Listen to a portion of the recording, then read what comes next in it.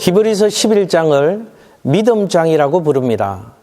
하나님의 자녀된 우리, 신앙을 가진 우리가 어떻게 살아야 제대로 사는 것이고, 어떻게 살아야 최선을 다해서 사는 것이고, 어떻게 살아야 만족하며 사는 것인가, 그 비결을 배울 수가 있습니다. 이스라엘 백성들은 출애굽 이후 가나안을 향해 가면서 광야에서 수없이 많은 장애물을 만났습니다.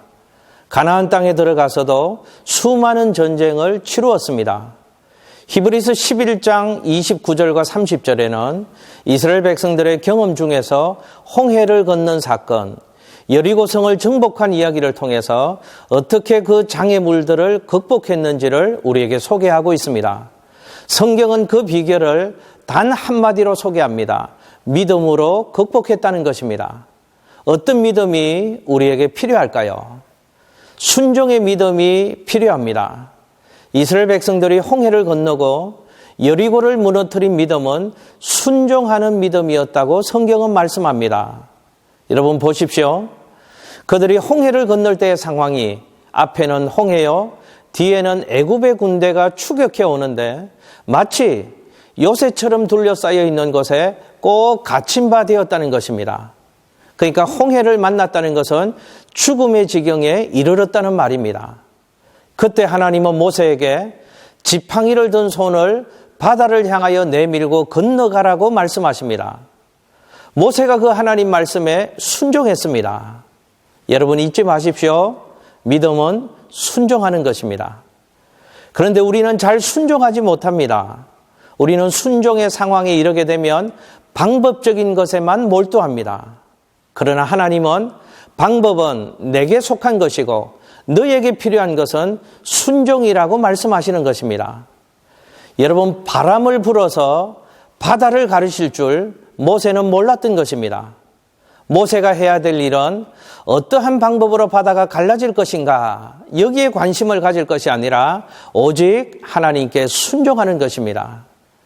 우리는 자꾸만 그 방법에 관심을 가집니다. 손을 내민다고 그게 될 일인가?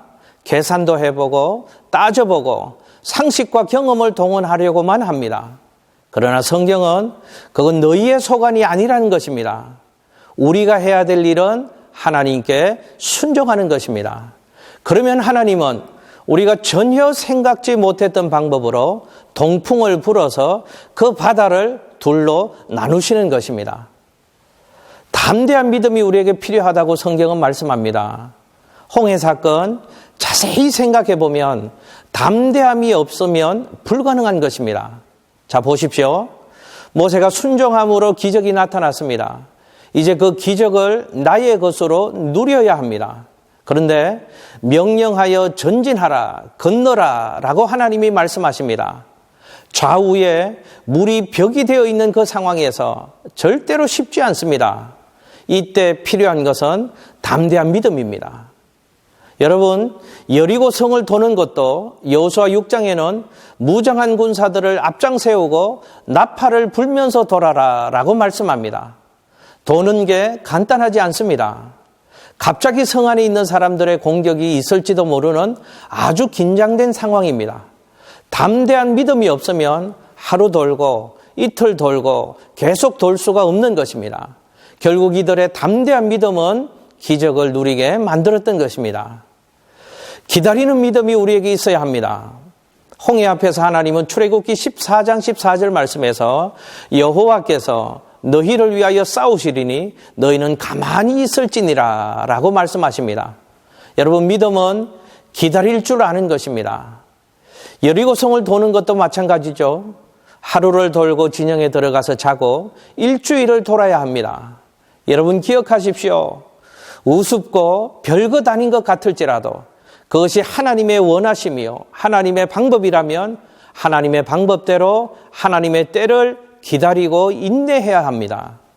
시편 37편 7절 말씀에 여호와 앞에 잠잠하고 참고 기다리라.